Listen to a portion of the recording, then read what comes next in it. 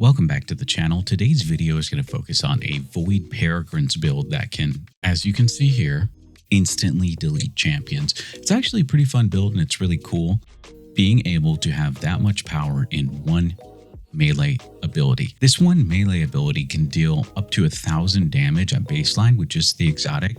And we can take that a little bit further as well with some other things in the Void Titans kit. So let's jump into talking about the Peregrine Greaves Void Titan. So here's what Peregrine Greaves states that it does. It has the exotic perk Peregrine Strike. All shoulder charge abilities deal bonus damage when activated in the air. Damaging mini-bosses, tormentors, or champions with your shoulder charge will refund your melee.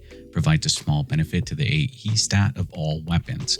What it actually does under the hood here, it grants you the Peregrine Strike after sprinting for 2 seconds and being airborne for half a second. This will go away if you touch the ground. It will increase your impact damage by 225%, but on mini bosses, which includes champions and tormentors, it will deal 1,000% bonus damage, and it will refund melee energy on hit. And when it comes to the AE benefit, you get 20 AE for all of your weapons. Now, the next thing that we want to dive into is the subclass setup. So let's begin looking at our subclass setup for the Void Titan. On the Void Titan here, let's go at the aspects first. So the first aspect we're using is Bastion. Casting our barricade grants overshield to ourselves and nearby allies, and it can slowly regenerate the overshield of us and our allies. That way it can be an extended duration for our overshield. And to pair with Bastion, I'm using Rally Barricade because it has a shorter cooldown. And I'm not really using this to get cover because while I have the Rally Barricade, I'm also getting an overshield, which is pretty much just as good, if not as good, as using a towering barricade. Use the jump of your preference, but then because we need to have a shoulder charge ability, we're going to be using Shield Bash. We're going to sprint for a short time, melee lunge forward. That hit will actually suppress as well, and then any final blow with that Shield Bash will grant the overshield. We have the Vortex Grenade as the grenade of our choosing in this kit. Second aspect, Offensive Bulwark. While we have an overshield, our grenade recharges faster.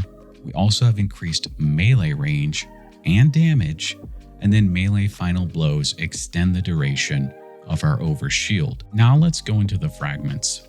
Fragment number 1 is Echo of Persistence. This is just going to ensure that we have the most uptime possible for our Void overshield. With Void 3.0 weapons that are craftable now, we also have a few solid weapons that are able to pair destabilizing rounds and repulsor brace together.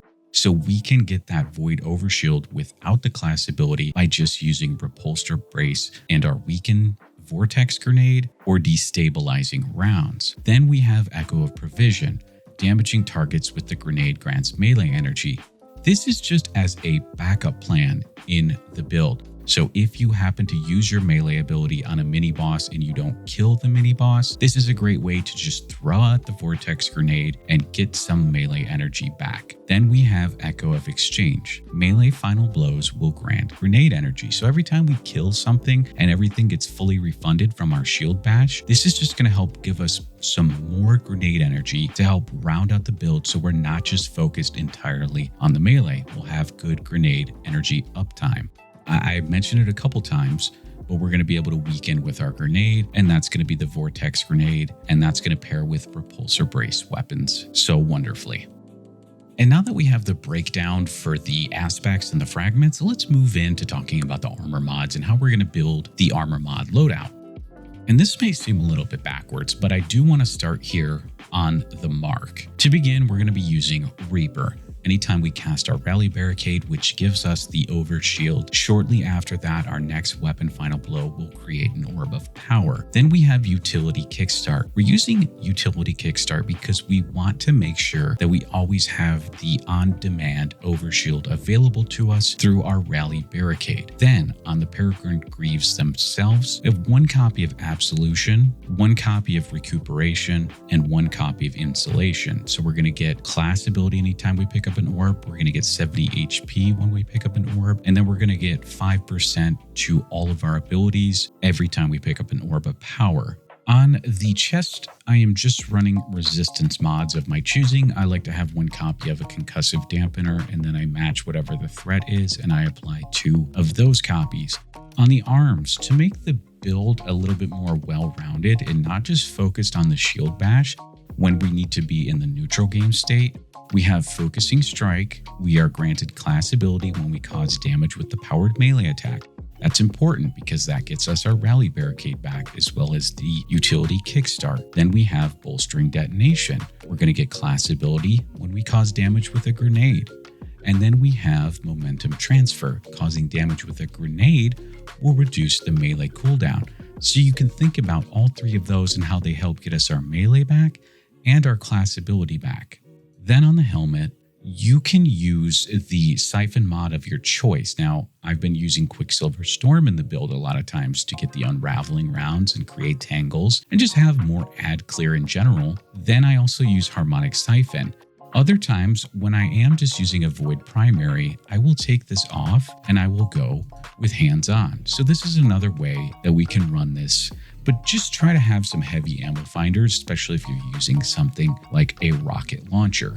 Next, we'll talk about the artifact mods if you're watching this in Season 23, and then we'll talk about the loadouts because the artifact mods are going to dictate what weapons we use in the loadout. Okay, so for the artifact in Season 23, I'm suggesting piercing sidearms because we need some form of anti-barrier, and Forerunner actually works decent in this build. I've used it in a couple lost sectors. I use Unstoppable Hand Cannon, but you can swap this out for bow. I like to use Overload Auto Rifle for swapping Quicksilver Storm into the build. In this column, I like to take From Whence You Came and Kindling Trigger. Now, Kindling Trigger is going to pair with Flint Striker, Rapid Solar Weapon Precision Hits, and Rapid Solar Weapon Final Blows will grant Radiant. And then when we're Radiant, Solar Weapons can apply Scorch to unscorched combatants. And just because we're on Void doesn't mean we can't use a Solar Weapon. It doesn't mean we can't use Sunshot. We can. Definitely can, but we usually want to take advantage of Repulsor Brace weapons. Now, you could go with Blast Radius if you prefer to have a grenade launcher in the build in your kinetic slot. I'm also using Origin Perk Specialization 1 just to get me into this column. Wished into Being, when our super is almost full, a shield bash kill could spawn 3 orbs of power for you. So this is really important to have to help top off your super. Unraveling orbs, when we're using Quicksilver Storm, we use a Strand primary here, or we can use something like Scatter Signal. Then when we do have unraveling rounds, any unraveled target that we damage can occasionally spawn a Threadling. I'm using Overload Rocket Launcher to be able to deal with Overload champions quite effectively. If you're solo, you can go with Solo Op, and if you're not, you can go with Argent Ordnance. Now, obviously, this could consume an armor charge and keep you away from Utility Kickstart, so keep that in mind and maybe swap that out for Rays of Precision. Really, there's nothing here that's going to help Void, but it doesn't matter because the build is already very strong. One loadout I'm taking advantage of is Succession for our sniper rifle to have it overcharge. And we're using a Repulsor Brace and Destabilizing Rounds Age-Old Bond to deal with overloads. We also have a backup way to take care of unstops, and that's going to be with Leviathan's Breath.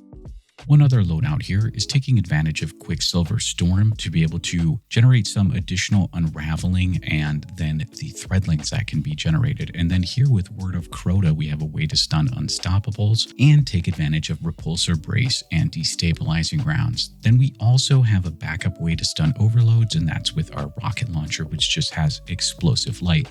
Feel free to get creative here and mix it up. Do what you think fits best for your playstyle, but I've just shown you a couple options here. But honestly, get creative with it because really all you need to do is have a weapon with Repulsor Brace, and these are the 2 best ones, and they both deal with champions.